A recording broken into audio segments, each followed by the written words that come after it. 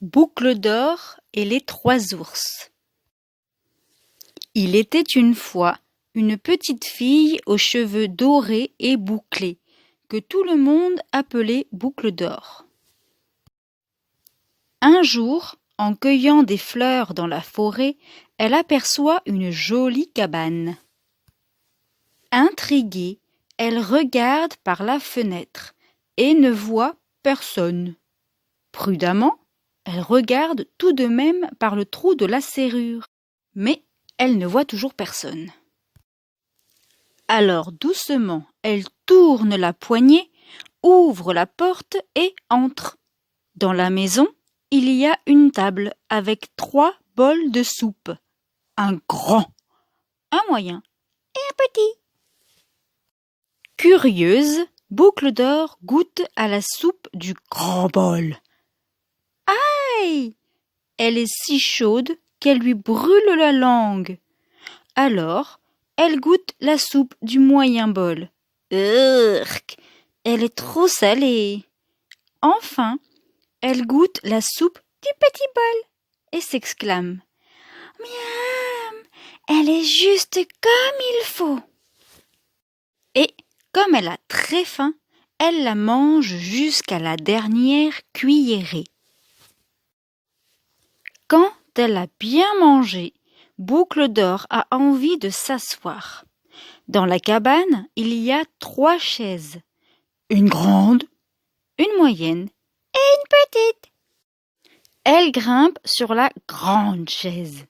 Mais elle est si dure qu'elle lui fait mal aux fesses. Alors elle s'assied sur la moyenne chaise, mais elle est si molle qu'elle s'enfonce dedans. Enfin, Boucle d'or essaie la petite chaise. Chic, elle est juste comme il faut. Sauf que quand elle se laisse tomber dessus, patatras, la chaise se casse sous son poids. Zut! Se dit Boucle d'or. Pourtant je suis bien fatiguée. Je vais voir si je trouve un lit pour me reposer. Poussant une porte, elle entre dans la chambre et voit 3 lits. Un grand, un moyen et un petit. Vite, elle escalade le plus grand, mais il est si haut qu'elle n'arrive pas à monter dessus. Alors, elle s'allonge sur le moyen lit, mais le matelas est trop mou.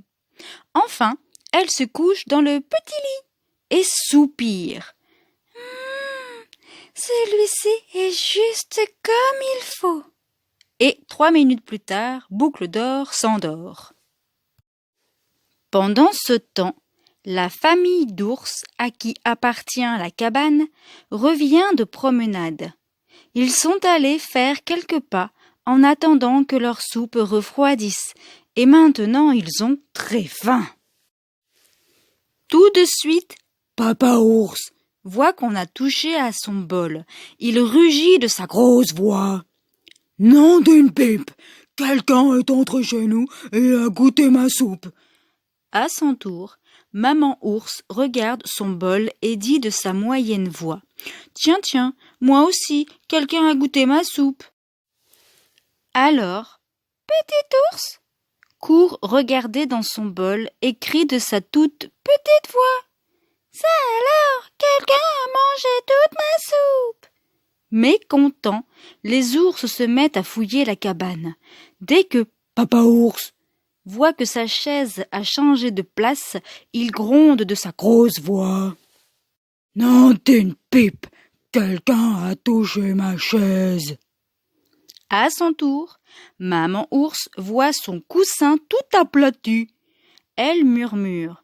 Tiens, moi aussi, quelqu'un s'est assis sur ma chaise. Alors, Petit ours court regarder sa chaise et crie de sa toute petite voix. Ça alors, quelqu'un a cassé ma chaise. Et cette fois, il a bien envie de pleurer.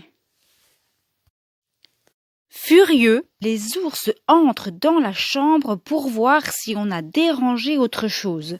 Tout de suite, Papa ours voit qu'on a tiré sur ses draps.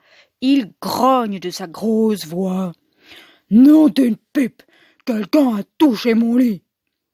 À son tour, maman ours voit son édredon défait et dit de sa moyenne voix: Tiens, tiens, moi aussi, quelqu'un s'est couché dans mon lit. Alors, petit ours court jusqu'à son lit et voit Boucle d'Or endormie.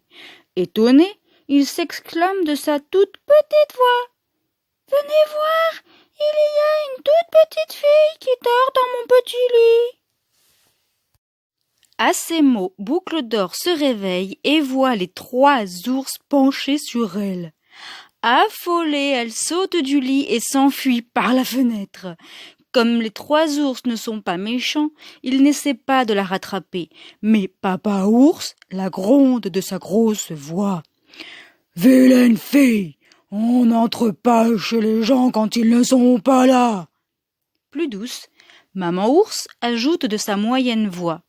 Ne cours pas trop vite, tu risques de tomber. Et Petit Ours lui crie de sa toute petite voix. Petite fille, tu as oublié ton bouquet de fleurs. C'est ainsi que Boucle d'Or rentra chez elle, après avoir mangé et dormi dans la maison des ours.